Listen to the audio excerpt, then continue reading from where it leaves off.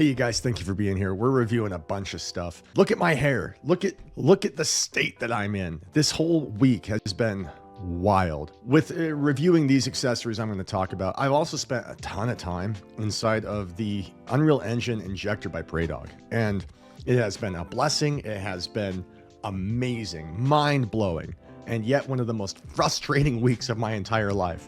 We're going to be looking at the new neck battery by Zyber, how it compares to the new dairy thing that I looked at last time. We're also going to be looking at the Antlion Wireless ModMic. Let's get into it. You're watching Bringhurst VR.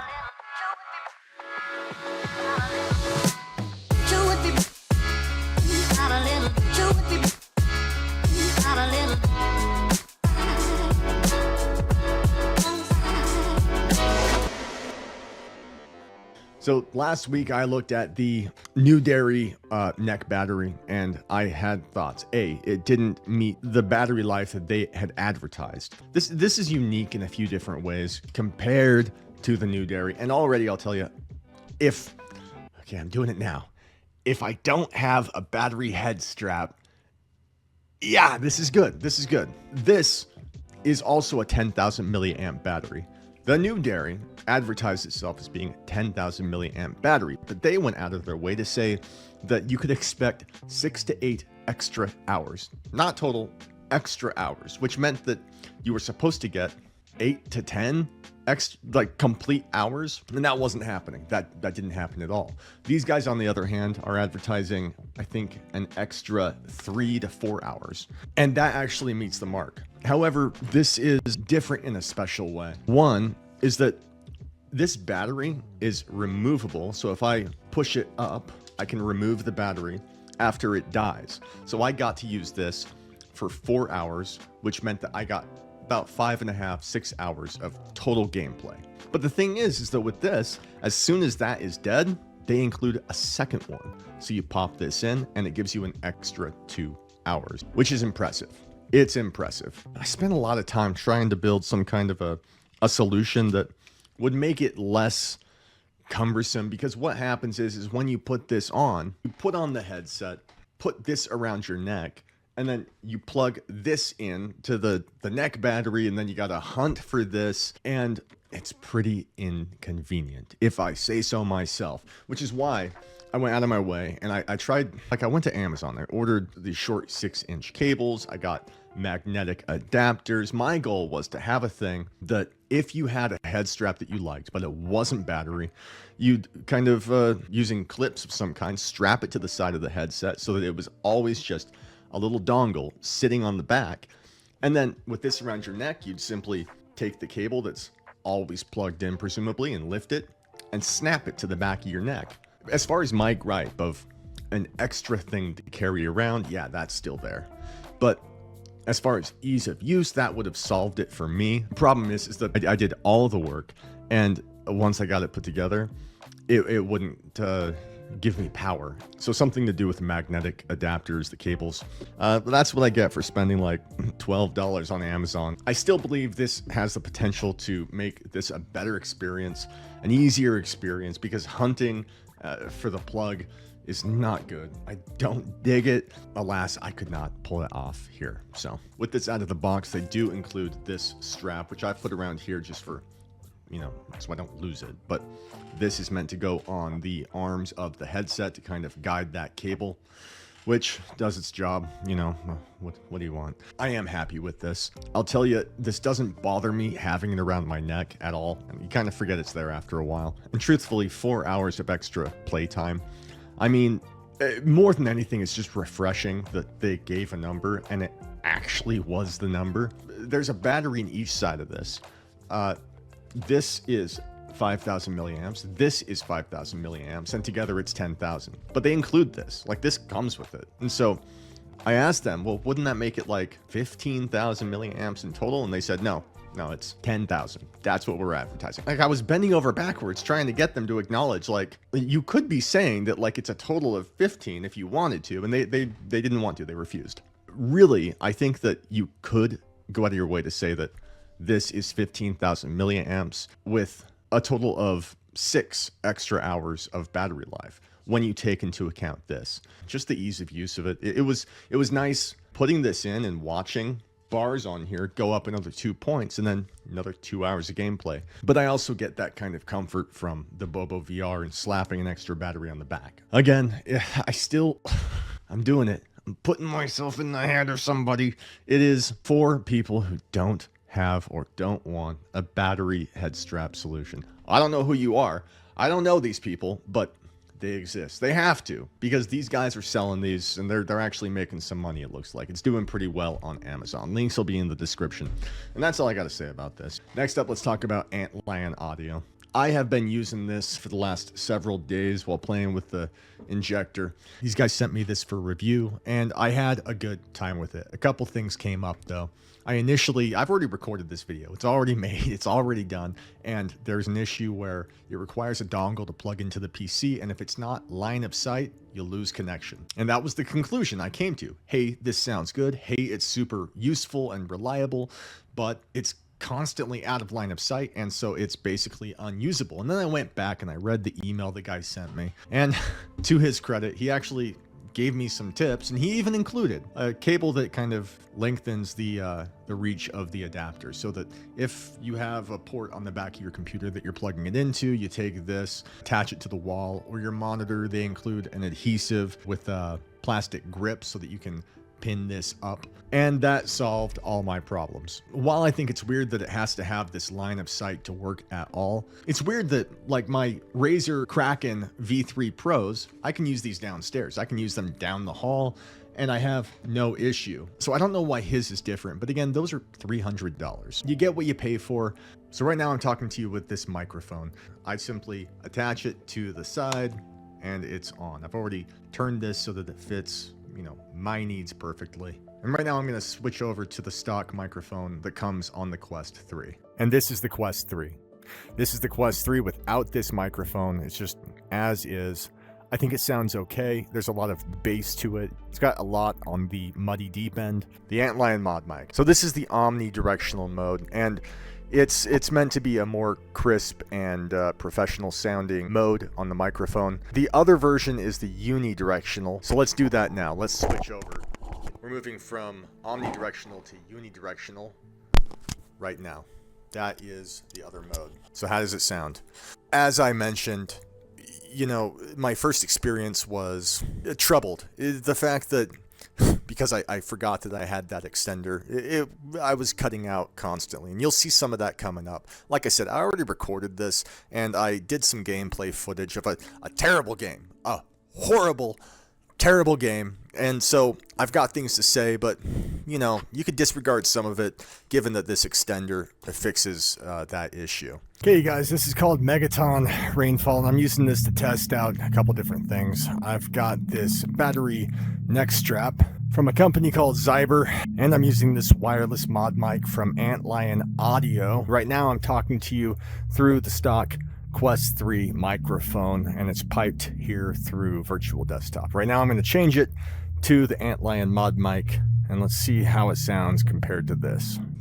And this is the Antlion ModMic. This is strictly for PC VR. It also works with PlayStation and Android phones if you've got the right adapter. It won't work with Xbox. It won't work with the Quest 3 standalone. It takes a USB dongle, and so right there you're stuck. But for PC VR, how does it sound? It's like turned a flat image into a 360 image, so even the slightest turn of my head warps the whole image.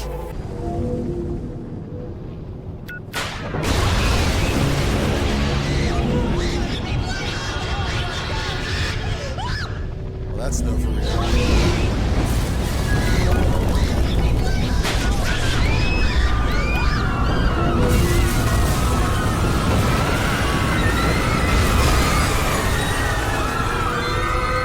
Gosh, we had to quit that. That's gonna make me sick. It's not like sick stuff. It's not like 3D. It's stereoscopic, but it's only stereoscopic because they're like duplicating the screens on the left and the right. It's not like you're there. It's so nauseating. It's so uncomfortable. I can't do it. And so I don't want to play that too much. I want to return that thing, and I don't want to get more than 2 hours in. Otherwise, I'll be screwed with Steam. So I've been using it because it took me like 2 hours to get this. Where am I? This ModMic set up. It took me a while. The issue was on Windows part, but I got it working, and I'm curious how it sounds. I've been using this whole time here. That's all I can play of that game. It makes me want to play Jet Island, because Jet Island has some similar mechanics, but it's actually like kick-ass. It plays really well, and it's actual VR. This feels like a pasted on, corrupted, just I saw some guy playing this on some Facebook MetaQuest page, and it looked cool. It might have looked cool to you here, but inside VR, it's nauseating. It's a disaster. It's the worst thing I've ever played. Next, let's talk about the UEVR Injector. I've really been enjoying myself. I've been playing Gravel, Ill Will, Little Nightmares, RoboCop, Returnal, Stray, Trepang. It's been interesting. The way that it works is this thing is free. It's completely customizable. So it works with any Unreal game between 4.8 and 5, which means that you've got something like 10,000, 11,000 games that have the potential to work out of the box. And for me, it's worked pretty well, but I'm going to go over a few games and the experience I had and how my perception of this thing has changed a little bit recently. Gravel, if you play as a behind the car thing, it's a pretty good experience. There are a couple issues found in Gravel that you find in things like Returnal that there are fixes, but it's a compromise. And for instance, Gravel, there's a thing where the tracks that you lay down, they're only displayed in one eye. And so you could fix that by changing the render process to sequential inside of the injector. But then in my experience, at least, most of the time that results in this this blur and ghosting effect that's really not any good. And so I just end up putting up with that weird thing where you only see it in one eye. If you pay attention to it, it can be nauseating, but it's also possible to kind of just put it to the back of your mind and just ignore it when it happens. But Gravel works really well. Stray works extremely well. Being in Stray, that had me, like when I first got into it, it was, oh my God, this is so cool. It's such a good experience. It looks so good. It plays so well. And Little Nightmares was another example of that. It looks so good. It plays so freaking well that really, it's one of my new favorite games. It's such a good experience. And then you get into something big, something massive like Returnal or RoboCop. And as it happens, I mean, it's really been this thing where side scrollers and third person things, they run great and I have a good time. But anytime I try to take a first person perspective, and you can force that. You could take something like Returnal, and though it's third person, you take the camera and you slide it forward. It's really easy to do. And you put it in front of the face. And then you would just go into the settings and find like the skeletal mesh and hide it. I'm still getting good at this. I don't, not even good. That's not the right word. It's a lot of work trying to find this and that. This is the headache I'm talking about. Trying to like make things work when they don't want to. It's a jittery, horrible mess. I cannot spend more than 5 minutes inside of RoboCop or Returnal or Trepang.